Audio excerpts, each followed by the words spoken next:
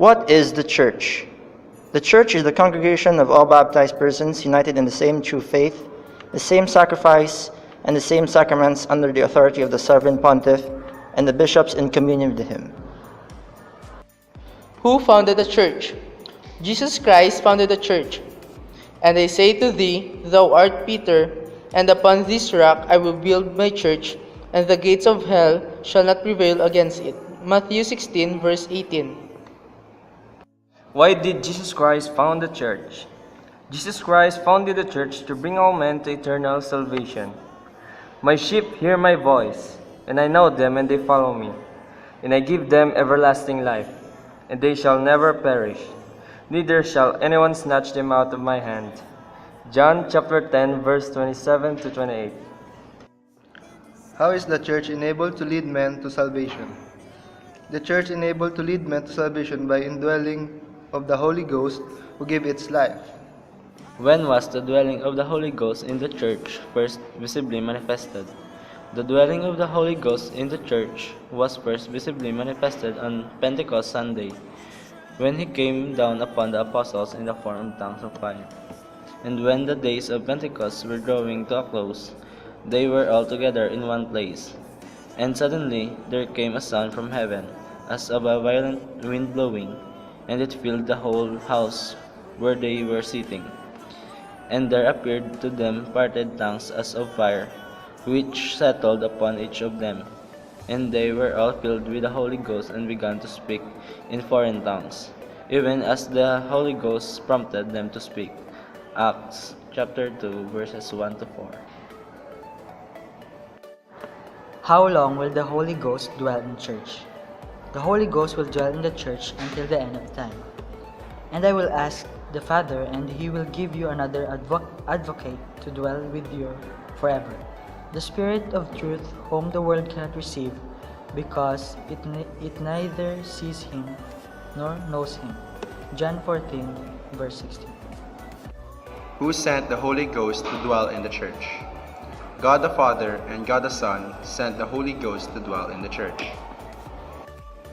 What does the indwelling of the Holy Ghost enable the church to do? The indwelling of the Holy Ghost enables the church to teach, to sanctify, and to rule the faithful in the name of Christ. But when He, the Spirit of truth, has come, He will teach you all the truth, for He will not speak on His own authority, but whatever He will hear, He will speak, and the things that are to come, He will declare to you. John chapter 16, verse 13. What is meant by teaching, sanctifying, and ruling in the name of Christ? By teaching, sanctifying, and ruling in the name of Christ is meant that the church always does the will of its divine founder, who remains forever its invisible head. To whom did Christ give the power to teach, to sanctify, and to rule members of the church? Christ gave the power to teach, to sanctify, and to rule the members of this church, the apostles, the first bishops of the church. He who hears you hears me, and he who rejects you rejects me, and he who rejects me rejects him who sent me. Luke chapter 10, verse 16. Did Christ intend that this power should be exercised by the apostles alone? No. Christ intended that this power should be exercised also by their successors, the bishops of the church. And they prayed and said, Thou Lord, who knowest the hearts of all, show which of these two thou hast chosen to take the place in this ministry and apostleship from which Judas fell away to go to his own place. Acts chapter 1, verses 24 to 25. Did Christ give special power in His church to any one of the apostles? Christ gave special power in His church to Saint Peter by making him the head of the apostles and the chief teacher and the ruler of the entire church. But Peter stood up with the 11, lifted up his voice, and spoke out to them. Acts chapter 2, verse 14. Christ intended that the special power of chief teacher and rule of the entire church should be exercised by Saint Peter alone.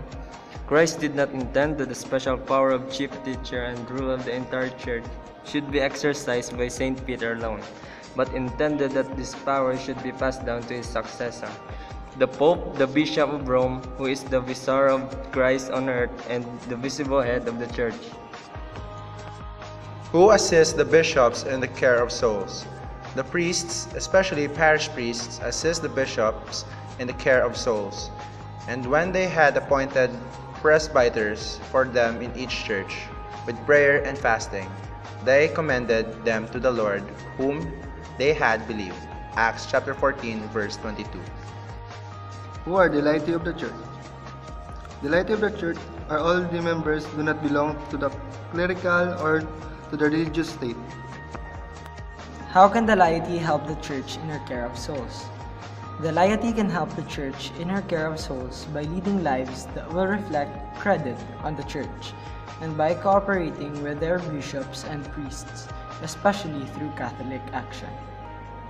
Behave yourselves honorably among the pagans, that whereas they slander you as evildoers, they may, through observing you by reason of your good works, glory God in the day of the visitation.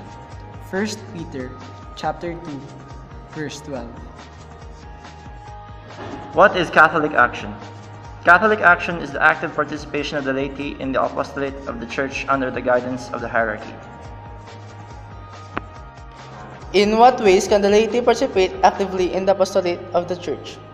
The laity can participate actively in the apostolate of the Church when they arouse the interest of non-Catholics in Catholic faith, promote high standards in the press, motion pictures, radio, and television, take part in the activities of Catholic societies and organizations, represent under proper direction and church position in speaking and writing, and go as lay missionaries to foreign lands.